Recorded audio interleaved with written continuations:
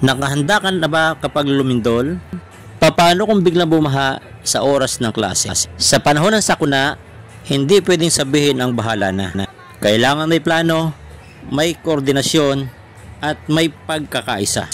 Dito sa bayan ng Tansa, Cavite, sa pamumuno ng aming mayor, SM Matro, ay nagkasa ng isang workshop na may kinalaman sa pagpapalakas ng kahandaan ng mga guro sa paaralan sa pamamagitan ng School-Based Comprehensive Disaster Plan o CDRP. Layunin ng programang ito na matukoy ang mga panganib, mga pagpaplano at upang matiyak ang kaligtasan ng mga mag-aaral.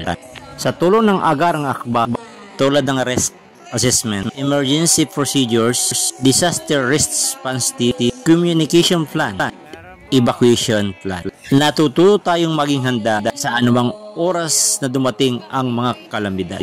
Sa workshop na ito ay sinagawa ang mga basic training skills upang masanay ang lahat sa tamang aksyon sa oras ng sakuna. Dahil sa CDRP, ang bawat paaralan ay magiging mas ligtas at mas handa sa oras ng kalamidad.